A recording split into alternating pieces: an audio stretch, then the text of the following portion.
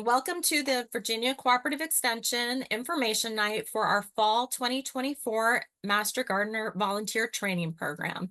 I am pleased to introduce our Extension Agent, Kirsten Conrad, and she'll tell you a little bit about herself, and then we'll go ahead and get things started. Welcome, everybody, and thank you, Leslie.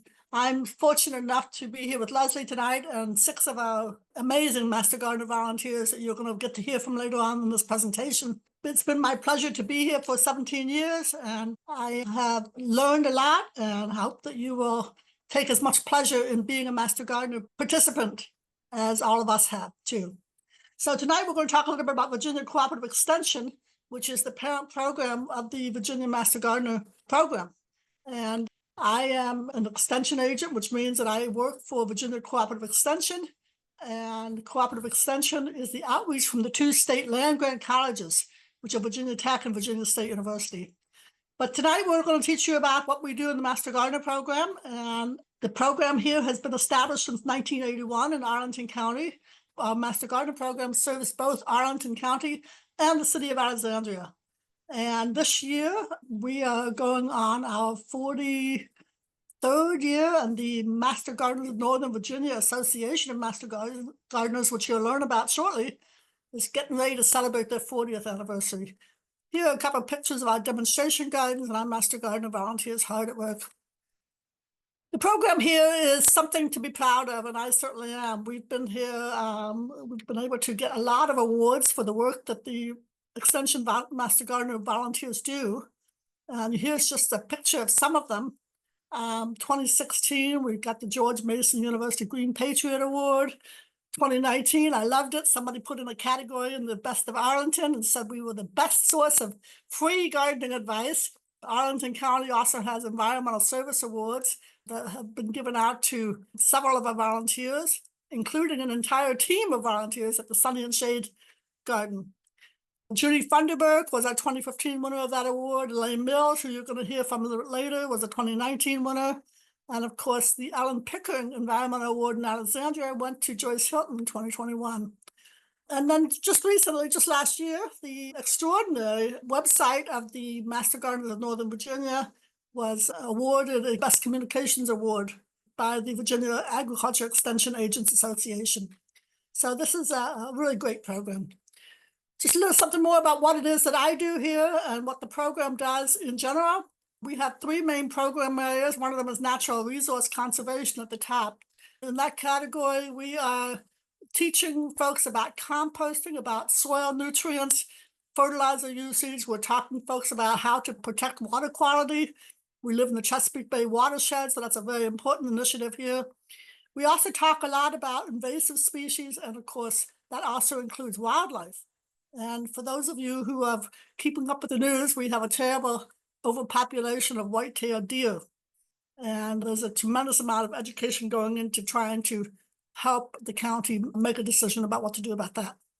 Environmental horticulture down the lower left includes categories such as landscape best management practices, urban agriculture, how to grow food. Edible landscape management is also a part of our educational outreach.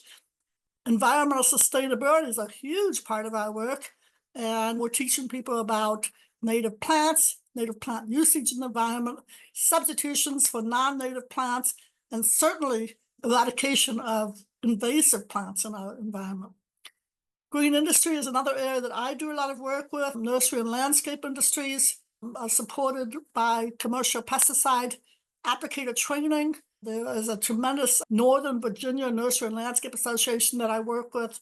And of course, the arboriculture industry that takes care of our trees is a very important initiative in both Arlington and Alexandria. What the Master Gardeners program specifically does, they work on food production and nutrition. We have quite a few classes on vegetable gardening, vegetable garden pest, vegetable garden insect management, nutrient management, composting, and the use for that for fertilizer. We also do some work on communicating sort of indirectly the value of landscape horticulture and the value of what we do as educators. Demonstration gardens play a huge role in that, and you're going to get to hear about that a little bit later. Here we have youth and horticulture. We have a tremendous newly vitalized youth education program that is going gangbusters. And the Master Gardener volunteers that are working with the YEP program, the Youth Education Program, have really made huge inroads. And one of their members, which you're also going to be hearing about later on, is a member of the Sustainability Committee for the Arlington Public Schools. So we're very excited about that partnership. Environmental protection, landscape management, pesticide reduction, and fertilizer use are huge areas of our information that we provide the public. And that includes things like mosquito control and tick control and other kinds of insect pests, both in the house and outside of the house. And of course, community building and horticulture therapy also have projects in those areas as well. 2023, I've mentioned some of the projects that are listed over here on the left. The Small Tree Large Canopy project is one that seeks to encourage people to save seedling weed trees, essentially, native trees that are coming up, volunteering in their properties, donating them to a team of volunteers that grow them on to produce larger trees that we then give away.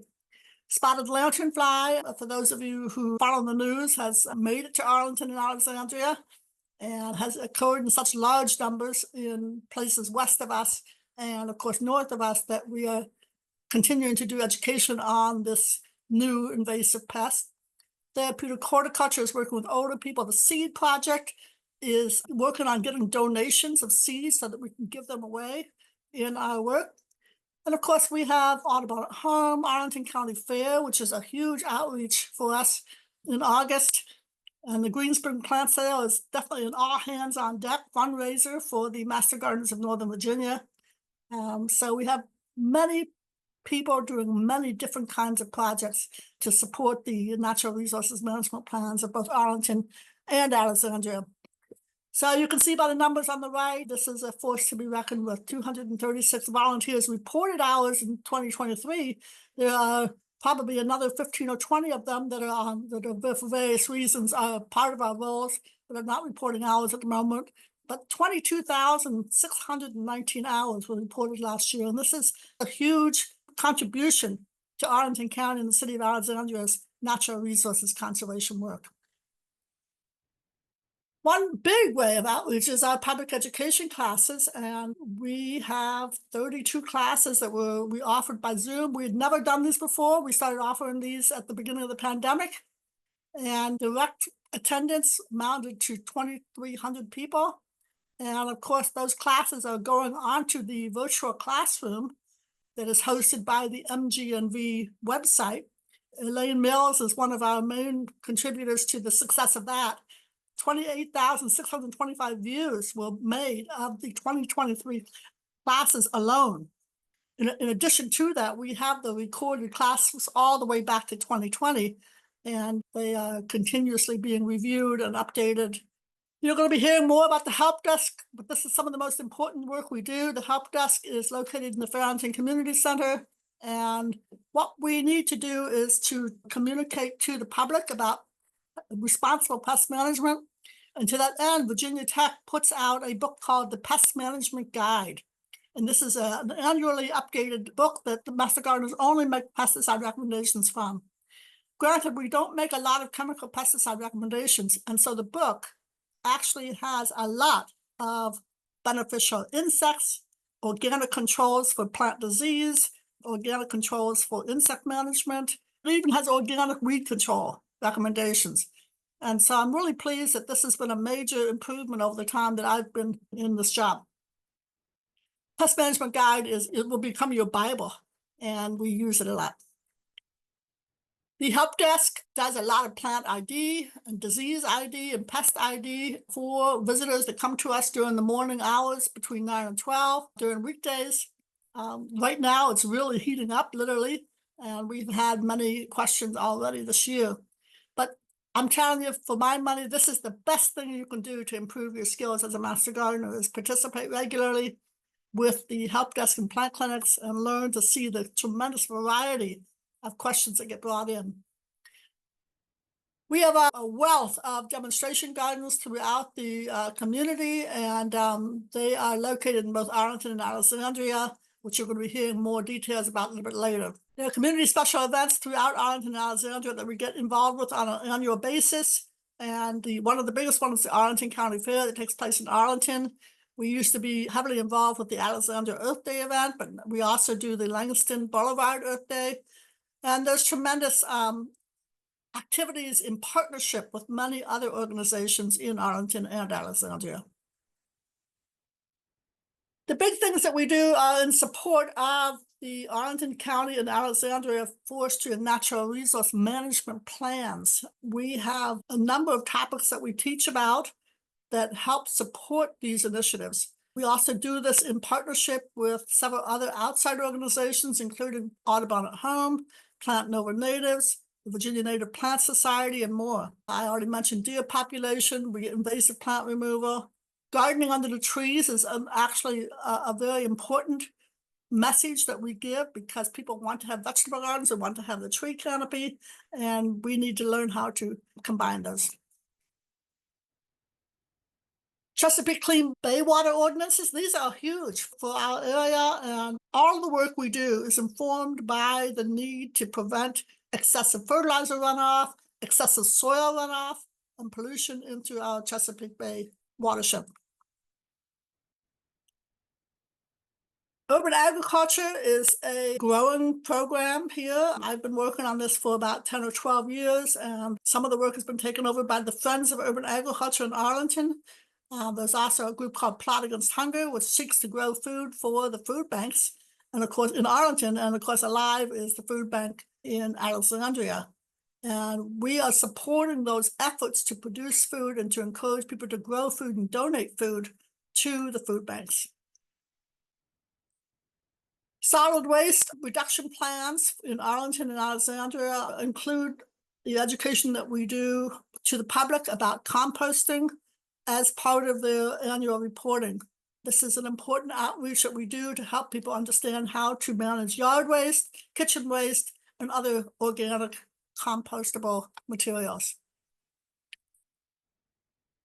Pesticide use reduction, I already mentioned tick and mosquito and spotted lanternfly, but there are other problems that come up all the time. One of the latest one is crepe myrtle bark scale, and at the help desk, one of the tools that we have is our microscope. And the photo up there at the top right shows one of the most common ticks that we have in our area. This is the male lone star on the left and the female lone star on the right. And the public comes to us with ticks to identify so that they can take information to their medical professionals if that is necessary. Finally, the home tours of Intern Gardens is a highlight of our training. And this is an older picture, but we have a great time going out to see your gardens and having a conversation about how to solve certain problems as they arise. When you are a VC volunteer, you are required to have certain pieces in place. First of all, there's an annual volunteer registration. There's, of course, the minimum training that you get through the training course, and then the 60 hours of internship that Leslie will talk about a little bit more in detail. There's an annual risk management training and background check that is required eventually. And of course, in return, you have liability coverage for all your approved activities. This means that as a volunteer in the program, you will not be at risk for any possible liability claim that might be made for your work as a volunteer. We use research-based information, and that's required for the liability coverage. And of course, the approved activities for continuing education that are also required on an annual basis once you've finished your training are numerous. We are fortunate to live in an area where we have much to be able to draw from. We also have to report your work. If the tree falls in the forest and nobody hears it, that's really significant. We want for you to shout out your achievements and make sure that your reporting gets done. Most importantly, this is a volunteer organization, volunteer effort on behalf and in partnership with Virginia Cooperative Extension. And the title of Virginia Cooperative Extension Master Gardener, Extension Master Gardener, may not be used to advertise professional services. It can't be used to endorse products or be used for personal financial gain. Our work is to share knowledge and empower people to make good decisions about the environment. The Master Gardeners in Northern Virginia partner in this work, and I depend very heavily on the partnership and the goodwill of the Master Gardeners of Northern Virginia to do the work that we do. It is a nonprofit prize-winning organization. It has an elected board. It has 3 annual meetings a year for all members that can come to. And the work of MGNV, the Association, Master Gardeners of Northern Virginia, supports the work that you will be doing as an Extension Master Gardener. It also supports the work of State Master Gardener Program and the local VCE office by helping to offer many kinds of financial support for our programs. There's lots of reasons to be an Extension Master Gardener. We hope that you have taken the first step to understanding this today. But there's also guidance center discounts, wonderful fellowship with other people in the program. And I know that some people that you will come in contact with will tell you why they joined this program. And they will tell you they came here and they found their people. And that's really great. And certainly it's true of me too. Plant sharing and sales, hive mind benefits. This is a really great service. If you don't know what a plant is, you have the ability to ask about 240 master gardeners, what is this plant? How do I do this? Continuous learning opportunities and access to the higher education resources of both Virginia State University and Virginia Tech, in addition to Virginia's Cooperative Extension. And I think one of the best things about our work is that we make our communities nicer, greener, and more healthy places to live. And I know that this is important to you, or you wouldn't be acting as a volunteer. The Master Gardener College has just started today, and this is something that is offered on an annual basis to anyone who wants to have intensive continuing education online and sometimes in person down at Blacksburg. That's the end of what I have for you, and I will stick around for the end of the presentation to answer questions, but I'm going to hand it over now to Leslie Fillmore, who is an extraordinary program coordinator for us, and I know that you'll be working a lot with her. Thank you very much. Thanks, Kirsten. All right, so thank you again for joining us tonight. As I said earlier, I'm the program coordinator, so I'm heavily involved in the volunteer training. I went through the training myself in 2015, and I took my coordinator role in 2017. So I've just passed my 7 years with VCE, which is really pretty hard to believe. I used to hear a lot of master gardeners say that they just had no idea what they were getting into when they signed up for the volunteer training. So fortunately, most of those people went through the training and stuck around and became wonderful volunteers. But I really want to give you guys the opportunity to understand what you're signing up for. So I'm going to give you some specific details about the training program itself and the internship too. First, I always like to take a look at the term Master Gardener Volunteer. Some people get really excited about the term master, like I'm going to master the topic of gardening. I'm going to know everything there is to know about gardening after I go through the training. What we find out is that our trainees finish the classes and they say, wow, that was just the tip of the iceberg, wasn't it? And they come to understand through our training that they're really just getting started on their journey of learning about horticulture and sustainable landscaping. So I think master is a little misleading in this phrase. Then you may think that gardener is the most important word in this phrase, right? Because that's what we're all about, gardening. Well, actually, we value your gardening skills, but we have wonderful public ed presenters, we have wonderful photographers, we have wonderful webmasters, editors. We value so many skills that you have. So it's not just your gardening ability that we're interested in. We're interested in you as a person, and we want to put all of your skills and talents to use for the program. So volunteer is actually the word that gets the least looked at in this phrase, but really when you sign up for this training, you're signing up to be a volunteer. You're signing up to not just learn and put to use in your yard, your new education, but to also go back out and to share it with the community. Let's talk some specifics about our training this year. So we will be starting classes in early September. September 3rd would be the first day of our class. And I want to talk to you a little bit about what your week would entail. So this year, each week, our trainees would be watching 2 pre-recorded presentations. So that's about 4 hours of recordings per week. And then we will be meeting together for another 2 hours on Tuesday evenings from 6:30 to 8:30. So you got some pre-recorded stuff, and then we have some in-person stuff. For our Tuesday evening classes, we will be alternating between meeting in person at the Fairlington Community Center, which is in South Arlington, and then every other Tuesday via Zoom. I feel like every year we do a hybrid, and then we do a hybrid of that hybrid. And now we're like so many hybrid layers down that every year is something a little different, and we're trying to improve each year. As I said, we'd start September 3rd, and our classes on Tuesdays would go through November 12th. We have one exception on Election Day, which will move off of Tuesday and have a Wednesday class. And our graduation is scheduled to be on Saturday, November 16th. So additionally, we will have 3 morning field trips. You can see the dates here. One of them still needs to be confirmed, but I suspect we will end up going with that. And usually in the spring or the late winter, we have a final class together, which is our pruning practicum. So those are things to look forward to. As I said, you will be watching pre-recorded presentations. So we will be using a Canvas learning system. Some of you parents who have students out there, you might recognize and maybe even dread the word Canvas because your kids are using it or your university students are using it. But basically it's a website, and once you're registered in it, it's pretty easy to use. It holds your information, you click on links, and that's how you'll get to your recordings and your homework and your quizzes and such forth. So it's pretty easy to use once you're in. So for our Tuesday evenings, I do want you to know that we do anticipate that you attend all of the classes. So if you are here and you already know, oh gosh, on Tuesday evenings, I have my Zumba class and I don't want to cancel that, then we will ask you to apply at another time. So we want you to come into fall with the understanding that you will be joining us on these Tuesday evenings.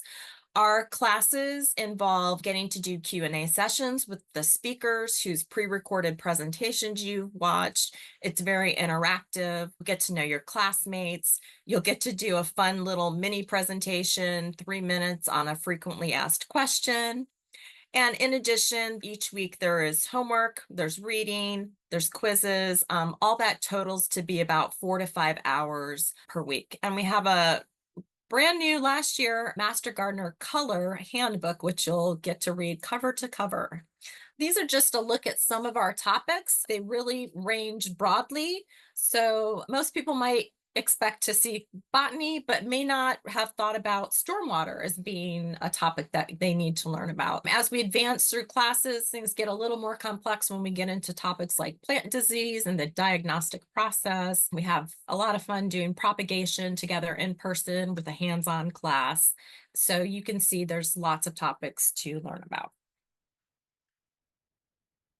Let's talk about the application process. So this year we are planning to take about 20 to 25 qualified candidates. We do not know how many people will apply each year. So we almost always have more applicants than we have spots for, but sometimes we just have a wait list of a couple people. One year in the COVID period, we had 60 applicants for 30 spots. So that was a very challenging year. We actually deferred some people to the following class year. We're not really at that level anymore. So hopefully we'll be able to take most of our applicants and have a couple on a wait list. The application timing, you guys are here tonight. This is step number 1. So congratulations for getting that first step completed. Everybody will either need to attend the meeting tonight or watch the recorded presentation that we'll be posting on our website. Then we will be opening the application process on Friday, June 7th. I will be sending out a detailed email that walks you through all the steps you need to complete, and we'll be talking about that a little bit in just a minute. We'll be accepting applications for about 3 weeks. We encourage you to submit your application sooner rather than later. That lets us get it going in our interview process, and it helps us not get a rush of 40 applications all on the last day. So we appreciate anybody who can get those applications turned in sooner. Once we've gotten your application and you've completed the online portion of your application as well, we scheduled 30-minute Zoom interviews for candidates that we've selected. That will be happening in the mid-June and July timeframe. And then we hope to notify accepted applicants by August 5th, and we'll be starting class on September 3rd. So we're trying to give as much time as we can, but the interview process does take quite a while. So our application information will be emailed and posted on the website. So you'll get it directly from your registration for this presentation. But if for some reason you need to find it elsewhere, you can look on our website. So there's two main portions to the application process. There's the online portion in our volunteer management system, which is known as Better Impact. And there's also a paper portion. So I'm going to email you a link, and that will get you to the online version. And then you'll have a questionnaire and volunteer agreement and a scholarship application if that is something you want to do. So you'll turn in the paper forms to me by either scanning them and emailing them. My email address is there, and of course it'll be included in your directions. Or you can drop them off at the Arlington Community Center if you live close by. We'd love to have you come in and just say hello and drop off your application. If you are selected for the class, we will let you know you've gotten a spot, and then we'll give you a time limit to turn in your payment. So just know that until we receive your payment, your spot is not secured. So as I said, we almost always have a wait list, and so you'll need to complete the payment in the allotted time when you get that far. All right, let's talk a little bit more about the application. So this is what our Better Impact system looks like. You'll get a link that'll take you to this homepage here, and then you will enter just your general contact information. Do note that there's these tiny little flags next to certain boxes, and that means that the information is required and you won't be able to advance until those fields are filled out. There's also a little box that looks like a little box with an eye in it. You can click on that to read more information. So if you're confused about something that you see there and you see that little box with the eye, click on that. After you fill out your contact information, then you will enter this general availability area. Now, this is just to let us know in general when you might be available. So if you're somebody who works, you would let us know, okay, I'm available on certain evenings and weekends or nights. If you don't work and you're mostly interested in volunteering during the day, you would click those particular sections. This does not commit you to working those times. This just gives us a general feel for when you might be available, but just rest assured that if you click you're available in the mornings, that does not mean that you're committed to every morning, or if you don't click nights, that you won't be able to volunteer at nights. It's just, again, to give us a general sense. Within Better Impact, there are two sections that you will skip because we'll gather that information elsewhere. In the additional info area, you will skip the About You part and the Experience part. So you just leave those areas blank and continue on down, and you'll go down and you will fill in the area where we're asking for references and demographic information. For references, we do not need to talk with your boss. We are happy to talk with your neighbors. If you know an Extension Master Gardener, it's always great when we have a reference from an Extension Master Gardener that we can talk to. It can be friends, it can be coworkers, but don't feel like you have to give us a job-related reference. And all Master Gardeners have to agree to a background check and to our standards of conduct. So you'll be able to look at those. On to the paper portion of our application process. Let's talk about the questionnaire. This is really where we get a chance to get to know you. So we want you to tell us about your gardening background. And I would just really like to emphasize, if you're an experienced gardener, that's wonderful. If you have no experience gardening, but you're eager to learn, that is also wonderful. So we take gardeners of all different experience. Every year we have beginners in our class, we have experienced folks with us, and it's really nice to have a mix of those levels. We'd love to hear if you have other volunteer experience. That lets us know that you can be committed to a cause and stick with it. This can be working with elections, it can be volunteering at your school, at the hospital, whatever volunteer experience you have, please share that with us. And then we do want to learn about your gardening interests and skills as well. And as I said, we also want to know about your non-gardening skills. So, do you have experience doing financial auditing? Do you like to work in spreadsheets? Do you like to take photographs? We're excited about those. Do you speak a different language? We're always looking to broaden our materials in other languages. So that's something we really would value. When we are evaluating candidates, this is basically the first thing we look at. So I encourage you to fill these out completely. Every once in a while, we get a questionnaire and somebody will have written like 3 or 4 words per item. And so when we're ranking them, of course, those questionnaires will be ranked more low than somebody who took time to give us information about themselves. So just be aware you want to do a good job on the questionnaire, and that will help you get to the interview time. Kirsten touched on many of the things that are covered in our volunteer agreement. But again, I just want to emphasize that you will be planning to attend all of our classes. You'll complete the classes and your 60-hour internship. So remember, there's not just classes, but you also agreed to complete a 60-hour internship. And we're going to talk a little bit more about these areas, but they do include our demonstration gardens, our Extension Master Gardener Help Desk, plant clinics, and intern projects, which are unique and original each year. So I do like to point out that the help desk is currently only open during work days. So if you're somebody who works, I do want you to understand that we ask our volunteers to come in 3 times over the course of a year for a morning to complete their help desk obligation. Once you're a certified master gardener, you'll complete your annual re-enrollment. It's a bunch of paperwork, but I like to make sure everybody knows they're on board for that. And you'll take risk management training every 3 years and civil rights training every year. Once you certify and have completed that 60-hour internship, you'll do 20 hours of volunteer work and 8 hours of continuing education each year to meet your requirements. I cannot tell you how many people, and I'm looking at one of them, Elaine Mills right there, that does so many more hours than 20. So, but 20 is the minimum. And as long as you meet those requirements, we're thrilled to have you.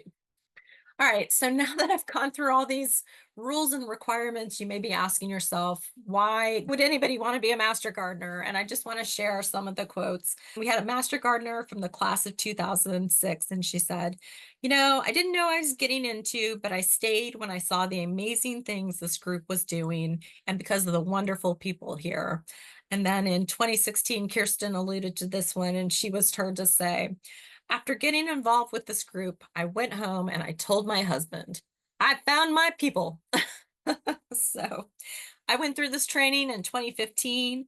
After waiting several years to fit it in, I had small children, so I waited till my youngest was in kindergarten, and I went through the training. And really, my favorite part of the internship year was working with 2 of my classmates. I got to know them quite well. We had so much fun. We put together a display for the Arlington Home and Garden Expo. I did container gardening, and I just really enjoyed spending time and just getting to know other people who were interested in the same things that I was. At home, I have a family that's all about space exploration, and I'm the one who's interested in taking care of our planet. So it's really wonderful to be around people that support that same goal. Next up, you're going to get to talk to some Extension Master Gardeners. I do want to say we'll be happy to take your questions at the end of the presentation. So just hold on to those and we'll open up the microphones and you can ask your questions at the end. But first, I'm going to introduce Elaine Mills. She's a member of the class of 2012, and her primary interest is in sustainable gardening. She created our first set of fact sheets, the tried and true fact sheets on native plants, which are a great resource on our website. If you're ever looking to find a plant for a particular place, you got to go to those fact sheets. She spent over 14 years photographing native plant in public and private gardens, and she uses those beautiful pictures in her Friday public education talk. She's one of our regular speakers. I swear she's like a local star now. And she also uses them on Facebook and Instagram. And additionally to all those other things that she's doing, she's one of our leads at the Glen Carlin Library Community Garden. So Elaine, you want to tell us a little bit about the demonstration gardens? Yes, thank you very much, Leslie, and welcome everyone this evening. Leslie referred to the 60 hours that you would be doing as part of your internship should you decide to apply to our program. And 20 of those hours would be spent in the demonstration gardens. We have quite a few of these. They're located throughout Arlington and Alexandria. And the way you would be fulfilling the hours toward that 20 required hours would be by participating in what we refer to as garden work parties. These work parties take place in the gardens. They run 2 hours each. So if you participate in 10 work parties over the course of the year-long internship, that would take you to the 20 hours total. The work parties involve many different skills. The purposes of the gardens are really to show different best management techniques in horticulture and to showcase plants that do well in our area. And we have, as I said, quite a few of these gardens. I'll give you a quick little rundown through them. The organic vegetable garden is the furthest north in Arlington. It's located at the Potomac Overlook Regional Park. And there they have wonderful new raised garden beds. And you would see examples of composting using cover crops, crop rotation, companion planting, all done organically without the addition of chemical fertilizers or pesticides. Then moving a little further south at Bon Air Park, we have 2 demonstration gardens that are adjacent to the Bon Air Rose Garden. The Sunny Garden obviously focuses largely on plants that do well in that particular growing condition, but they've really expanded lately well beyond just perennial beds. They now have quite a few native shrubs. They're beginning to introduce a whole area of native trees, and there's a wonderful new section on native lawn alternatives.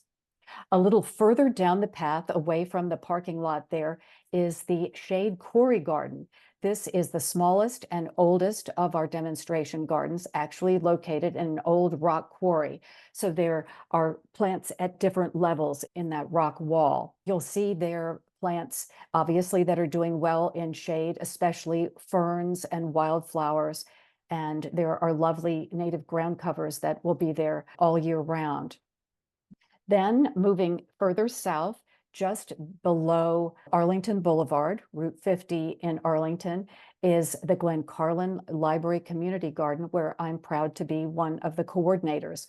Our garden is a little different from some of the others in that we have quite a built infrastructure. We have a patio area with a lot of container plantings.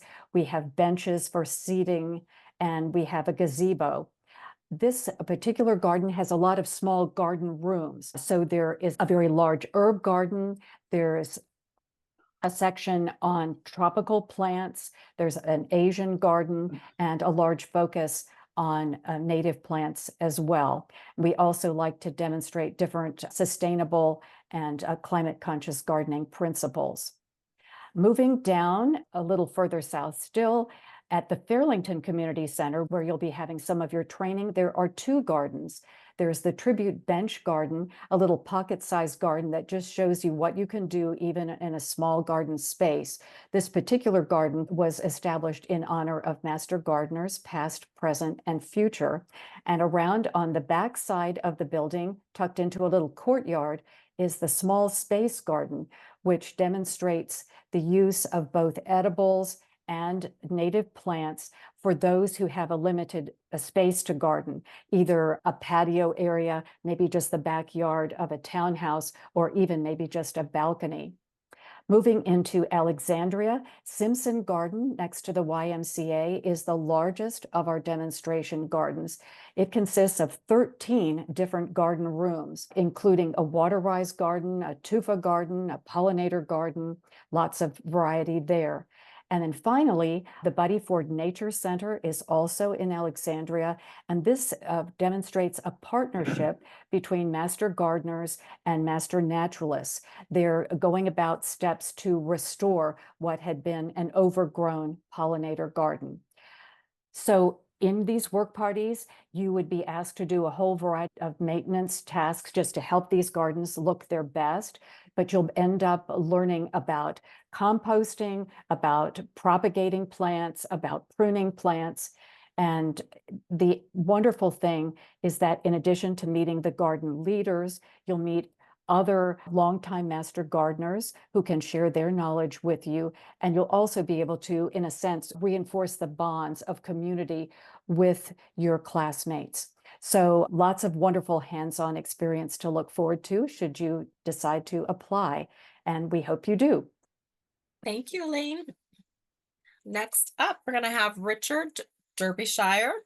And Richard is from our spring class of 2022, and he is somebody who really jumped into the program with both feet, just full on joined us. So he's a regular at our help desk, and he's currently serving on our MGNV board as one of our liaisons to the demonstration garden. He's also very involved with our youth education program committee, and you can regularly find him out at our local schools sharing his enthusiasm on gardening with our younger generation. So Richard, take it away and tell us about the help desk.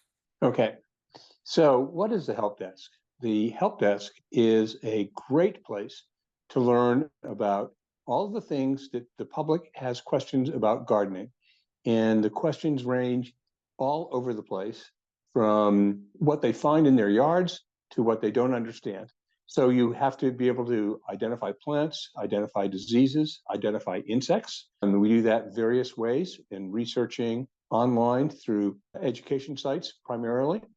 And how do they come to us? They come to us through phone calls. We get emails. We have people who walk in, and invariably they will walk in at 10 minutes to 12 when we're trying to go home.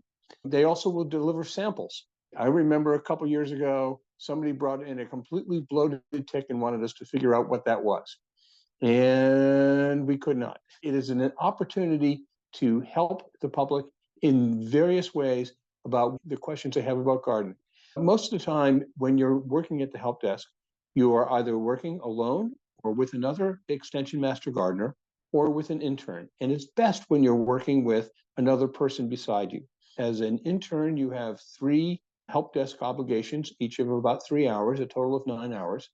And as each one progresses, you will move from a training class to then starting to drive the computer yourself, to do the research, to formulate the email response or the narrative response that we're going to give to the client. And it's a great opportunity to discuss all of the issues that come up in master gardening. You have to take the information you have and try to query out what answer they're trying to get. It challenges you.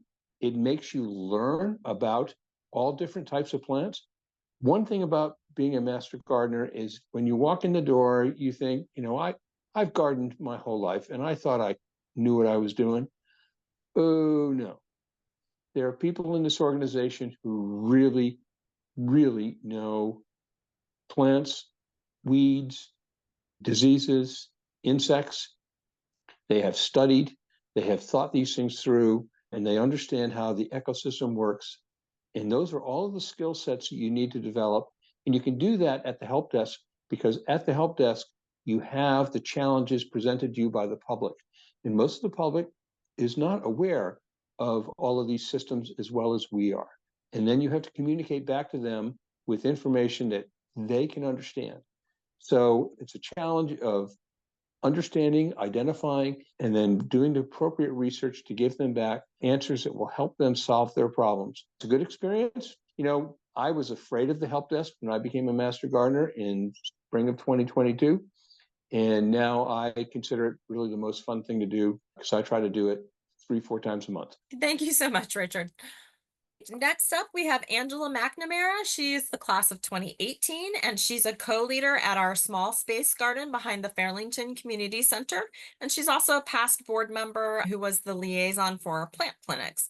So Angela is also on our pruning team. In fact, if you'd like to see her in person, she'll be giving a presentation at our Simpson Park demonstration garden on June 22nd at 10 o'clock. So you're welcome to join her. And Kirsten will be giving a class on pruning on Friday morning. So you can just study up on pruning through our public education offering.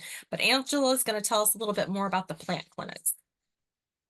So our plant clinics are very similar to the help desk that Richard just described to you. At the help desk, most of our requests come in via email, and there's some by phone call and a few by walk-ins. But there's a lot of opportunity to be able to research and spend your time coming up with the right answer. If you like a more of a just-in-time feeling, our plant clinics are located out in the community and people walk up and ask you questions. And the photographs here are pictures of 3 of our different plant clinics. So people walk up and ask questions about their plants, about their yards, they need help, or they want ideas. Now, we can always defer people and say, I need to research that and get back to you and take our time to answer it. But if you like doing things just in time, that's also a great opportunity to do that. We have 2 plant clinics that are located in Alexandria, one at Old Town and one at Delray, both at the farmers markets, and they're on Saturday mornings. We have 2 that are located at Arlington farmers markets. One is on Saturday mornings and the other on Sunday mornings. And then we have one at the Arlington Central Library, which operates on Wednesday evenings. You will have to, as an intern, put in 10 hours working at these various plant clinics. And you can choose to spread your time across all of them. In fact, we encourage you to do that because each of them has a slightly different client base. So you get different kinds of experience by working at our different clinics. And we have more information that we'll share with you when it comes time to be an intern. We do a little information night to help you kind of get centered in terms of what you need to know about each of the different clinics, how to find them, where they're located. But in the meantime, if you happen to attend any of our farmers markets, or if you go to the Central Library, you can walk up to the plant clinic and see them operating. That is information about our plant clinics. It's a fun part of how we serve our client base, which is the public, and answer questions about their plants. One of the things I love most about being a master gardener, which is another thing I'm supposed to tell you about tonight, is that I feel like the person who went home and told their husband, I found my people, that was like my twin sister, I believe. I definitely feel as though I found my people. I am passionate about plants and the environment, and I found a group of people that care about clean air, clean water, clean soil, all of which are essential to having healthy plants. I love being part of Master Gardeners, and as I've been part of the program, I have done more and various different things. I started off working full time when I became a master gardener. I went through the program when my children left home and went off to college, and I didn't have to cart people around to soccer practices anymore and soccer games and soccer tournaments. And so it was a great opportunity for me to spend time doing what I wanted to do and being able to share what I love with the public, which is what being a master gardener is all about. It's about educating the public on sustainable landscape practices to help have healthy plants, healthy environment. And that's what we're all about, is educating people. So it's an opportunity to share what we learn in our training and our continuing education with the public. Thank you so much, Angela. Next up, we're going to finish off here with some of our more recent classes. I'm going to introduce all 3 of them and then have them speak to you about their favorite things or what took them by surprise when they were going through training and such forth.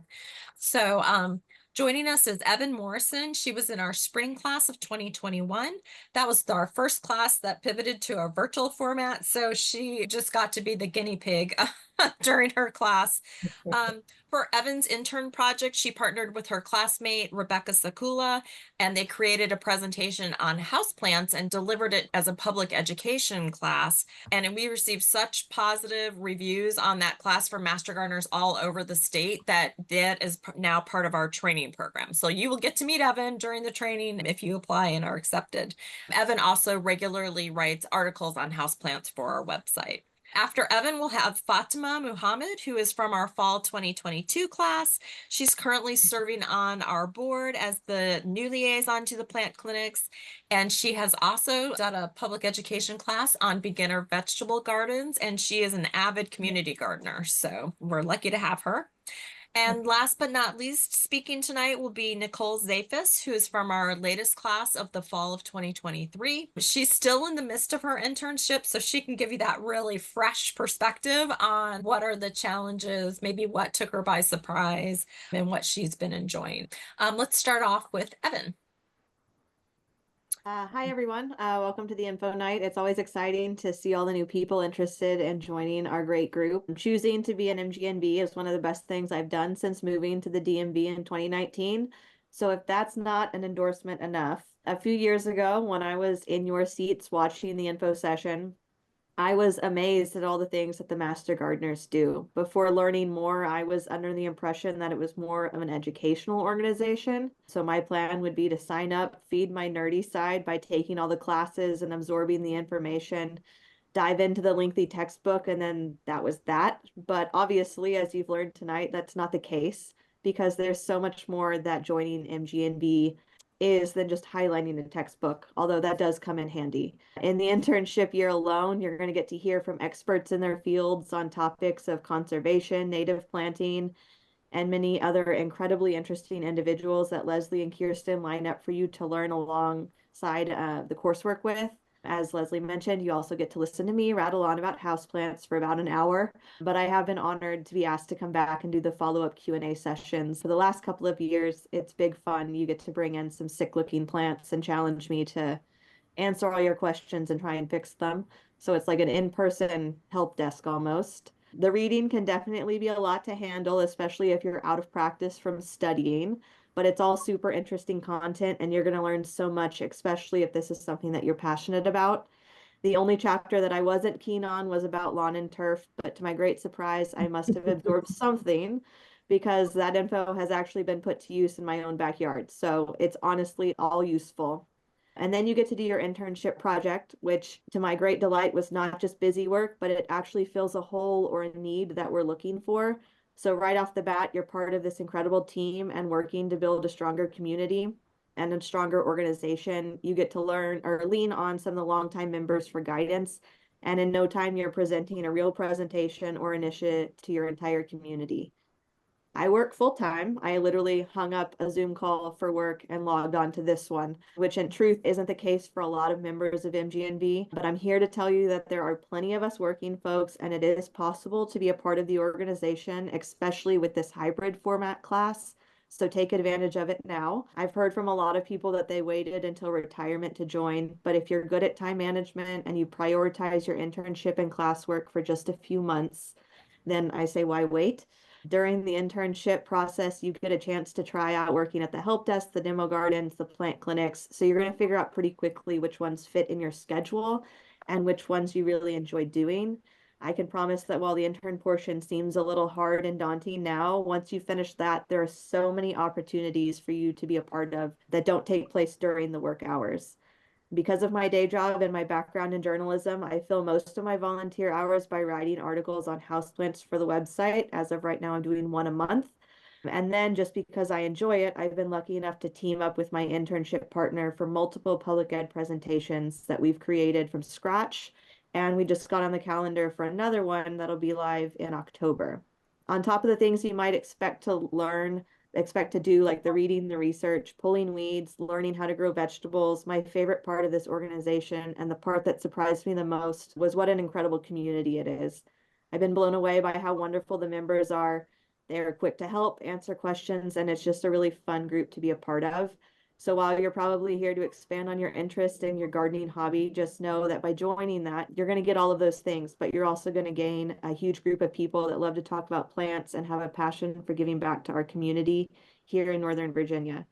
I met someone that's become one of my closest friends through MGNB. Leslie paired us up at the beginning of our internship process. She was actually just a bridesmaid in my wedding last month. So prepare not only to add to your knowledge base, volunteer time, but also to your social calendar. And I sincerely hope that you all apply either in this class or the next. And I can't wait to meet you guys later this fall and figure out some houseplant problems. Thank you so much, Evin. I did not know Becca was in your wedding recently. Yep, That's awesome. official. Oh my gosh, congratulations. Thank you. All right, next up is Faatimah.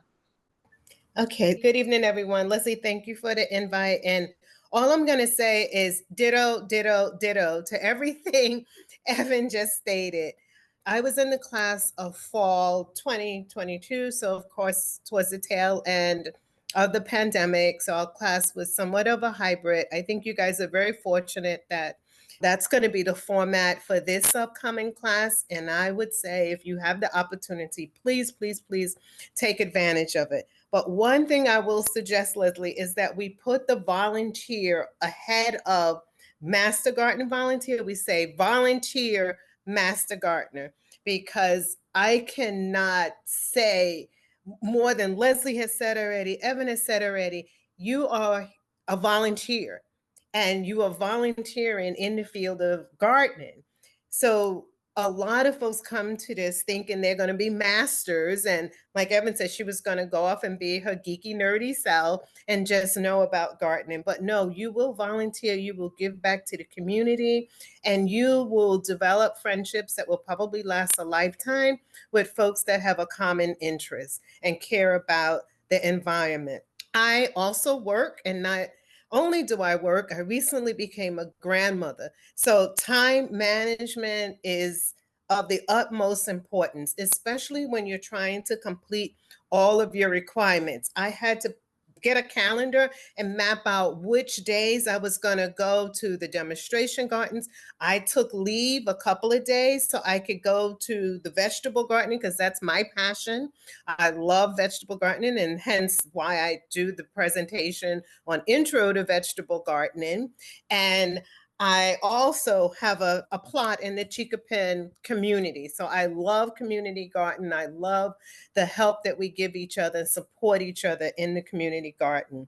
But you have to have time management. I used to listen to the recordings. I love to walk. I live in Alexandria, down to the water every morning. Instead of listening to music or talking to someone, I would listen to those required recordings that we had to listen to every week.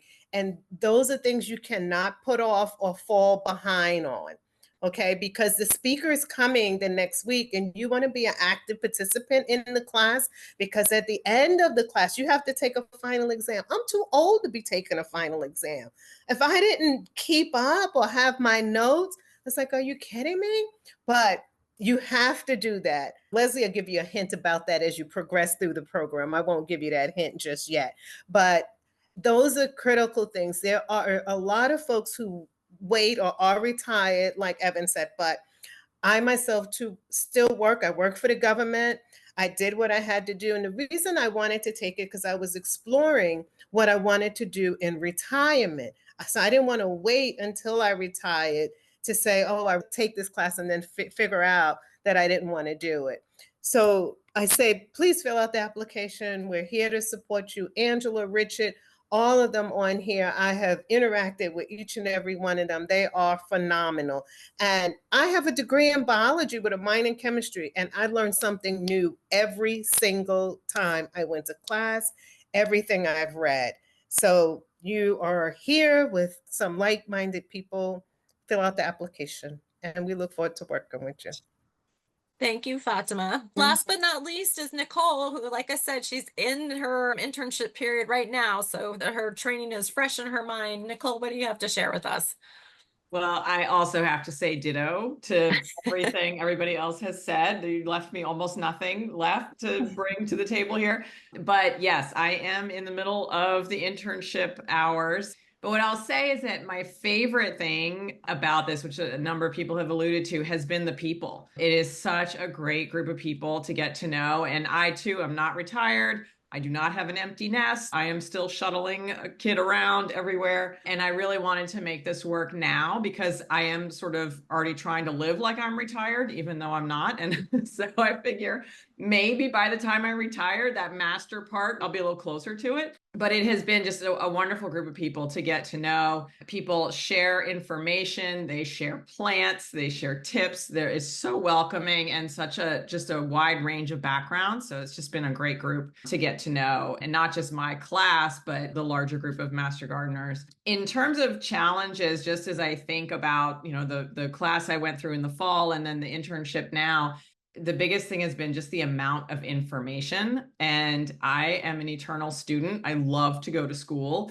but it was still just a ton of information, a huge thick textbook. We did classes in person, and even just sitting there in person all day on a Tuesday was hard. And it was a lot, just to absorb, and then the reading and stuff like that. So I think doing it in the hybrid format gives you the freedom to kind of figure out when it fits best and when you're ready to learn, in a given day. So I think that's nice to have that flexibility, but it will be a lot of information. So just be ready for that fire hose. And then for the intern year that I'm in now, the biggest thing has been needing, like Faatimah said, to really put a calendar together. And I started off in March and I was like, I'm going to do demo gardens. And then it rained every single time I was set to go to a demo garden. So I couldn't go. And then I got to the end of March and I was like, I have 0 hours. I'm so behind. I'm never going to make it.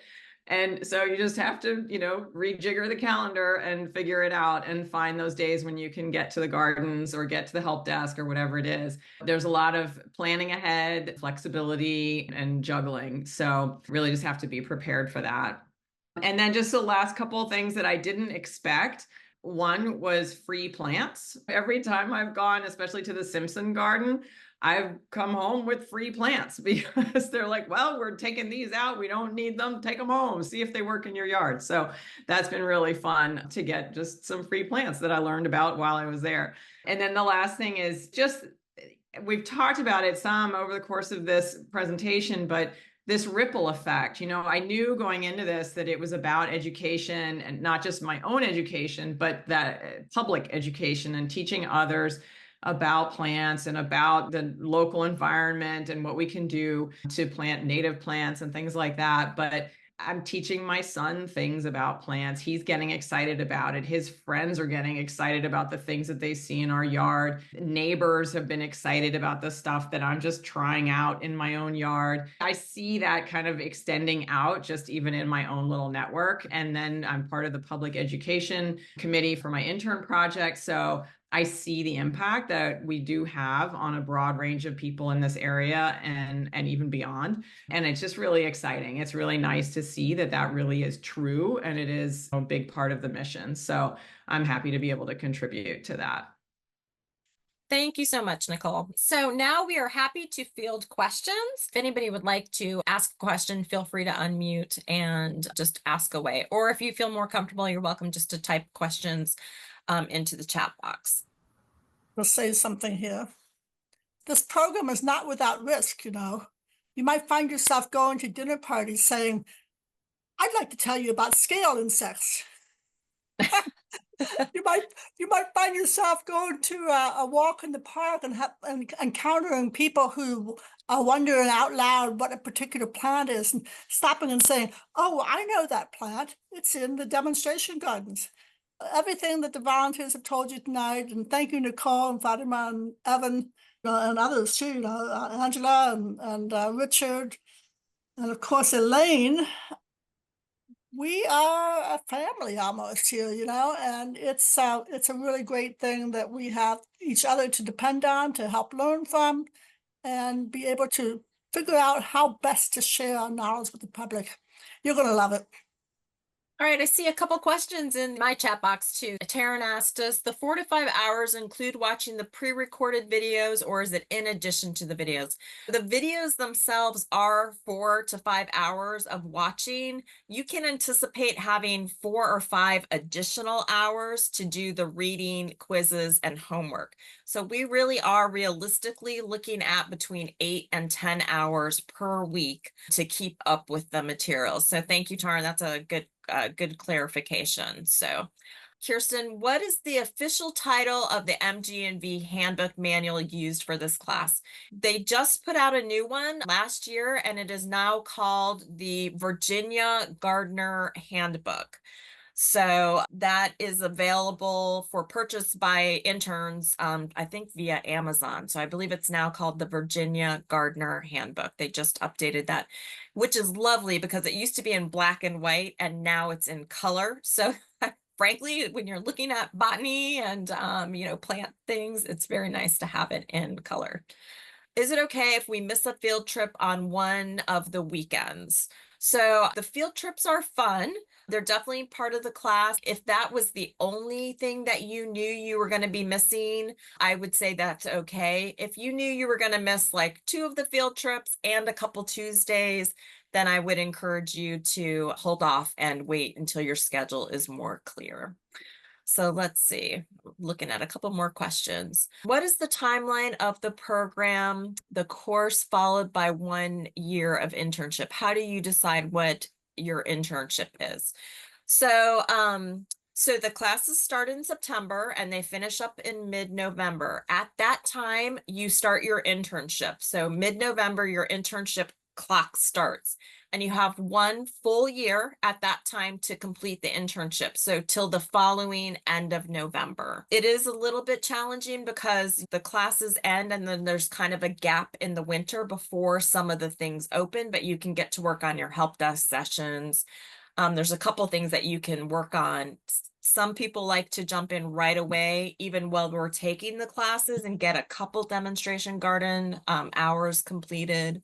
So that is available to you. You have 1 year to complete all those categories we talked about for the internship. What happens if you miss a class?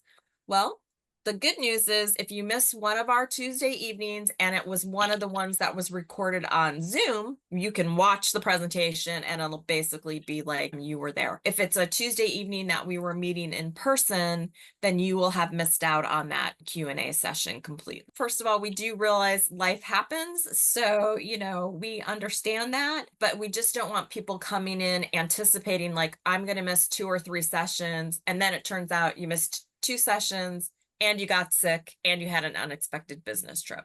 So if you know you're going to miss 1 session, please do still apply. But if you have several conflicts in a row, then please consider that. We study for about 3 months to kind of like get that initial wide understanding. And then the internship allows you to get some real hands-on experience during that time. Molly asked if we wait another year to sign up, do you recommend doing in the meantime to prepare and learn more?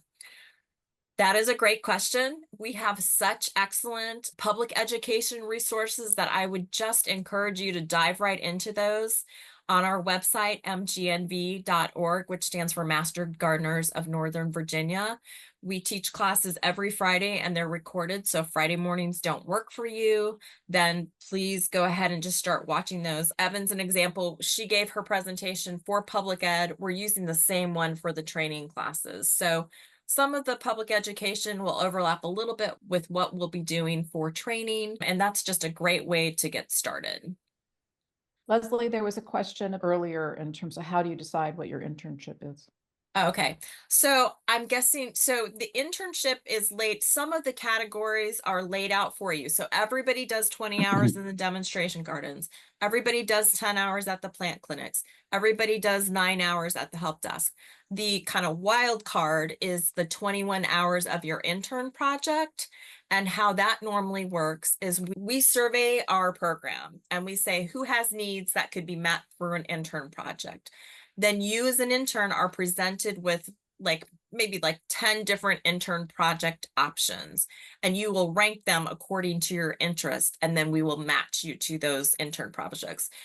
I can't tell you what those are going to be because every year it's different and we have different needs. Angela's pruning team has looked for people in the past. So we've had interns who have joined the pruning team. We've had interns who do public education. We've had interns, research climate conscious gardening. So those are just really all over the place. We've had interns design their own intern projects. If they have a specific interest and it meets a need of the organization, then you're welcome to come up with your own intern project as long as we can find someone to support you in that endeavor. Gail asked if I don't get into this fall's program, are my chances better for next year? Would I need to reapply? Let's say worst case scenario, we had 60 applicants and 20 spots. We definitely do look at resilience and coming back and trying again. It depends on the situation. Kind of our worst case year, we had 60 applicants for about 20 spots. At that point, we kind of took the people that we were still qualified candidates and we rolled them into a fall class. That was the one year that we ever did 2 training classes in 1 year. I don't know if that would be the case this year. We just never really know how many applications we're going to get. But I will say, if you didn't get accepted and you applied again, you stated that on your questionnaire and made that known to us, we definitely look at that in a positive light. So it's like, I was interested, I tried, and I'm trying again. So that to me is an indication that you're resilient and dedicated. Sylvia asked, do you anticipate next year program will be the same hybrid format with evening classes? We cannot say what next year's program will be like. We definitely wanted to do hybrid with evening classes this particular time because we did a daytime format last time. We really wanted to make sure that this one was open to working folks, but we do not know what our program format will be next year. It could be hybrid. It could be hybrid with like a daytime class period instead of an evening class period. I don't know if we do another in-person full day quite yet, since we just did that one. So I can't make any guarantees about what the next one will be. Are there any other questions or comments that we can get to? Okay, I think we've done it. So be on the lookout on Friday for an email from me that will have the very detailed instructions on how to start that application process. And again, I encourage you to apply early if you're able to, and we will look forward to getting your application. Thank you, and we hope you have a good evening and enjoy the rest of your evening. Thank you for coming. Yeah, thanks for coming. Good night, everybody. Thanks to my volunteers who came tonight to support us too. I greatly appreciate that.